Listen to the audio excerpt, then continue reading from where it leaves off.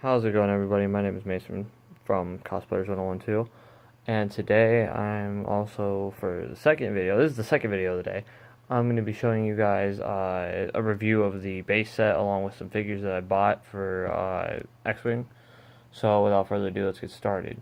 The base set for Xwing doesn't come with a mat or anything. It just gives you these. So it gives you a set of asteroids, so you can do some escort missions and shit. There's also a ship, I think, that I didn't pull out. Now I think about it, but I can't remember if this is like a hyperspace buoy or cargo or maybe a bomb, like a mine or something. But I'll figure it out later. You get some of those, and then you get two Xwings, which are very well crafted and have a lot of detail to them. Let me get the camera to focus. It doesn't want to on the Xwing.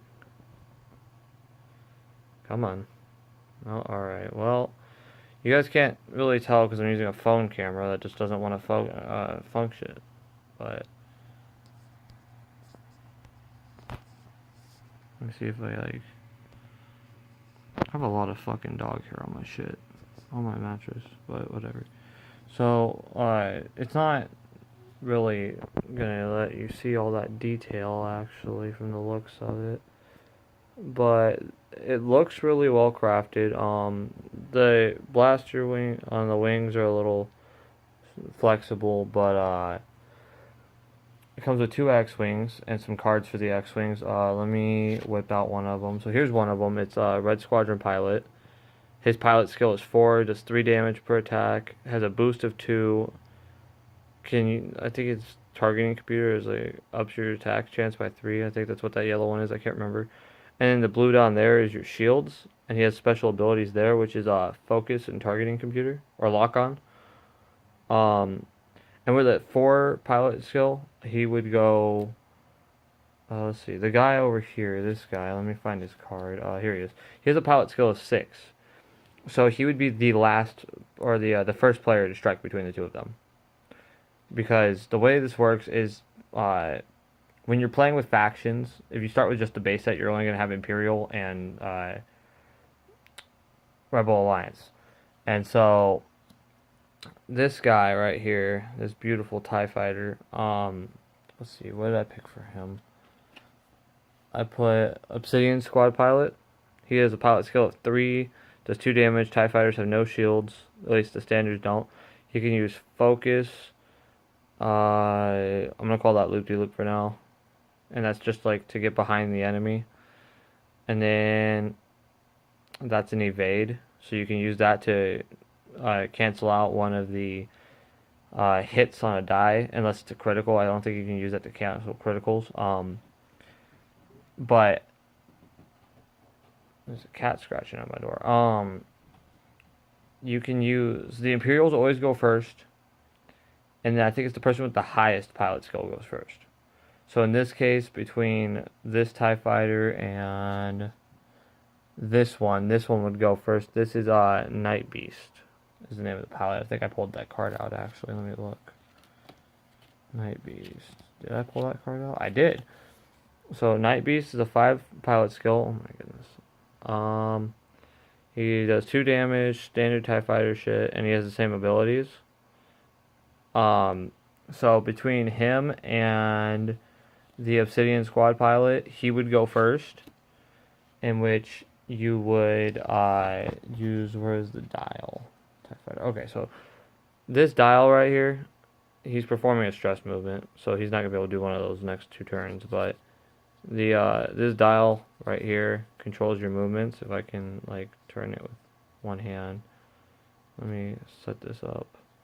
So the way you would do this is, say I want to go left 3 from where he's at right now. You'd set the dial down like that and wait for your turn, and since he's the highest skilled pilot and he's an Imperial, he goes first. You would flip the dial and it says 3 left. So what you'd do is you'd get this line piece right here, and you'd put it down like this without moving any pilots. You'd use your guy, pick him up, and fly him to the end right there. If I can get it there. and then you would take this piece and put it back in the set. And now it looks like I think he's out of firing range of anybody but that Z95 Headhunter right there, which is a independent faction. They're the mercenaries, or most wanted. They're from the most wanted set right there. You get 2 Z95 Headhunters and a Y-Wing. So that's where these 3 gentlemen right here come from. So after he would move, it would go to this TIE fighter. Actually, what's my TIE Phantoms? Actually, the TIE Phantom would have gone for maybe, what's this? This is an Interceptor. Okay, the Interceptor would have gone first with a 7 pilot skill. And he has no shields too. Does the Phantom have shields by chance? It does. It has 2 shields. But this is a shield token, so you'd put this on top of the card, and every time you took a hit, you would lose a shield. So say let's say that the Red Squadron pilot were to hit you, you would lose both of your shields, and with this guy, not this guy, what's his total hit points? Oh yeah, he could take 4 hits, that's what that means. So, if I landed all 3 of these die on that one right there, then he's got 1 health. If I landed all 3 of them, or 2 of them even, on this, and 1 of them on that's a miss. So, oh, and then this is a focus, so you can change that to a hit if you have your focus ability activated. Meanwhile, the other person would be doing this die, which is a defense die, which is evades, which you don't need to use your ability for, but you can change a focus to an evade if you land on the shits. So say you land on, where is it? This eyeball right here. You could change that to an evade if you have the evade ability active on your fighter. You also have shit like lock on, which is something that I've only seen on the Xwings so far. I think the T95 Headhunters have them too. Yeah, the Headhunters have them as well. I don't think the Y-Wing does though. Let me see. No, it does too. Okay. So you would put this one on the enemy, and that one on your guy, so you know you're locked onto that person. And so let's give the Headhunter a attack turn real quick, even though he would go last, I believe, because it goes Imperials, Rebels, Mercenaries, and then yada yada. But I think you just change the order of mercenaries of attacks and movement dependent on what factions are present, because there's more than just mercenaries, Imperials, and TIEs. There's also there's the Resistance and the First Order after Force Awakens and everybody. So let's say that this guy right here wants to attack. He has a 2 attack, and our TIE fighter has 2 damage, no shield. Or he has that Xwing, the Z95 I just pulled up actually has only 2 hits. Damn. So with that being said, he wants to attack. You'd pull out this stick here. That means you get 3 attack die, 2 attack die, 1 attack die. And from the looks of it, and his firing arc is a V. So on this one, I'm not sure if you guys will be able to see it or not, but yeah, that V right there, that's the firing arc of where he can hit. The Z95 Headhunters, they all have the same firing arc, but if I look at this guy, let me just put it up real quick. So from this angle, he's completely out of his firing range, but this one, just within the 2. So he gets 2 attack die, and the opponent gets 2 defense. For the sake of this, let's just flip the camera real quick. There we go. Okay, I'm going to use my left hand for a minute. I'm going to roll just 1 and say it's 3, and whatever it lands on, there's 3 of them. Landed on a focus. He doesn't have his focus active because I didn't put one on him. So that's a miss. So this guy, rolling, he would have got a focus too. So either way, if he had hit him or not, it wouldn't have happened.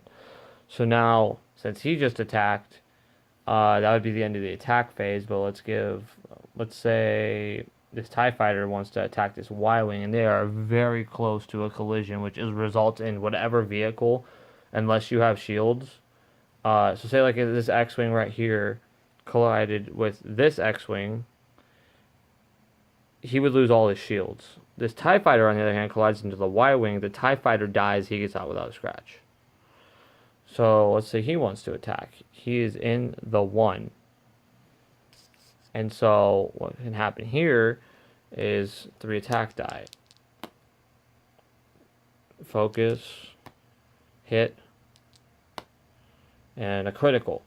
So this Xwing can only take, let's see, where's his card?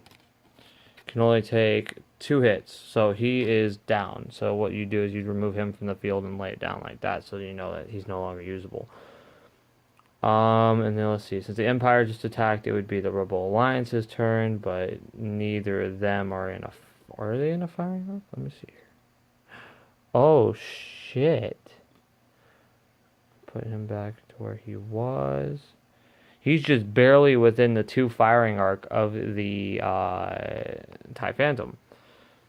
So, 2 attack die. Let's see. Hit. And a miss. So that TIE Phantom, it has a shield. So it lost 1 shield and it walks away with 1 shield and 4 attack. Or 4 damage left to be dealt to it. And then that would be the end of the attack phase. They'd move again, yada yada. So let me give you guys a quick look at the figures, the other figures. So let's take a look at the Xwing because I just blew him up and I feel like he deserves some time in the light, you know. They're really, like I said, they're really detailed. It won't focus as well on this camera as it would on another. Oh, there it goes, perfect. So he's got the blast marks and you can see the engines in there. Cut the holes out and everything. He's got a yellow droid. Doesn't have a specific like marking to it or anything, so you can't tell if that's maybe an R2 unit. But it's also got the top turret up there and 2 bottom ones with the bomb compartments and shit. Very nicely made. These are really sturdy too. Like it'd take a little bit of force to snap one of them. If you choose. I don't know why you do that. They're like $15 a piece. Then you have the TIE Phantom. I got this guy for like $5 because the guy who was selling it to me, just was done with Xwing, didn't play it anymore. Figured, you know what, I'll get rid of him for a cheap price. And so the TIE Phantom, I don't know why this one caught my eye. Like, it looks kind of dumb now, but I like it at the same time. Maybe it's just because I'm a big Empire guy. And you guys will be able to tell that pretty soon here. Hint, hint at the next video that's going to come out. Unless I record between now and then. But the Phantom is a really nice looking craft. Turbo lasers right there. Or not turbo lasers, just standard lasers. And then, of course, they've got more lasers on the wings, too. He's got extra bomb compartments right there and right there. And then his turbos on the back, obviously, or his twin ion engines, even though it's not 2, there's 3, but whatever. So that's well crafted. And then we got, that's one I bought along with these fuckers. This was like a $30 pack, I think. The Z95 Headhunter. Very nice. I bought them to even out the Rebels versus the Imperials because I have 4 Imperial ships, and if I put the Headhunters with, or 1 Headhunter and a Y-Wing with the X-Wings, I've got a full game.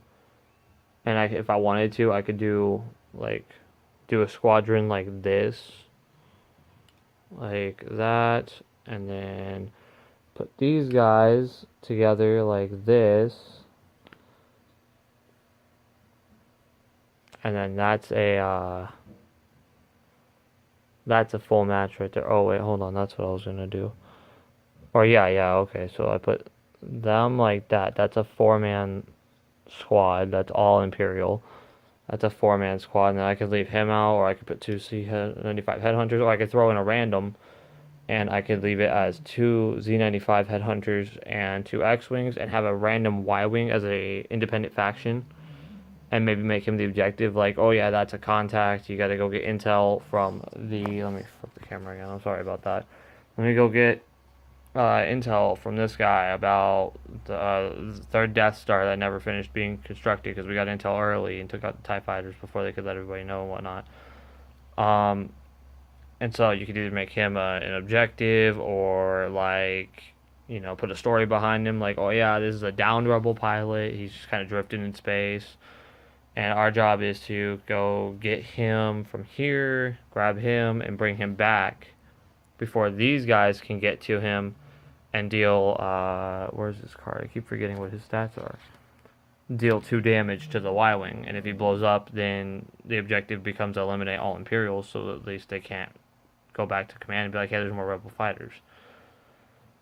And so that's like improv you can do. Let me put these cards all together because there's nothing really important about these cards. All the dials for factions have different symbols, like for example the Mandalore crest for Boba Fett's bounty hunter squadron looking thing, Imperial emblem for the Imperials, and the Rebel Alliance. That's another one. That's Imperial Rebel Alliance. Here we go. So they got their Rebel Alliance logo, and then I didn't bust out 2 of the Rebel Alliance logos, but whatever, it's cool. So yeah, you also get the how to play book, the rule book in the base set with all the movement pieces, and then you got your, of course, when you activate an ability, you got to put it down. So you got your evade, focus. This is something. Oh shit, I dropped it. This is something you have to put down after doing a stressed movement to let the other players know I did a stressed movement. I can't do another one for another like 2 turns, I think it is. Then you get, of course, your lock-ons. And then this is a targeting computer, I think, if I remember right. It's been like 2 years since I've played Xwing, at least with the tokens. So I did this. This is a targeting computer, I'm pretty sure. I could look in the book and see, but I don't want to right now. For the video's sake. And that's really all that there is to it. That's all the figures I have right now, too. I have the X-Wings, the Y-Wings, TIE Fighters, TIE Interceptor, or the X-Wings, Z95s, Y-Wings, TIE Phantom, TIE Interceptor, and the TIE Fighter. Like I said, I'm planning on getting some friends together for a game night to play this. I'm going to try and get a 2v2 going, where I'm going to try and have Sam, Jimmy, Steven, and maybe someone else, if I can, come over. And we'll all pick teams, and if we all want to be Imperial or whatever, we'll do a quick, or we'll do like a rock paper scissors style game. We'll do rock paper scissors to see who picks first their faction, and if we can, maybe we'll do a Empire versus. We'll do like 3 Empire ships. That way we can get an independent faction going and get like the Y-Wing, a Z95, and maybe a stolen TIE Phantom. And like the Imperials are trying to recover it. The Rebel Alliance is trying to take it for their own. And then these guys are just mercenaries trying to take out both factions.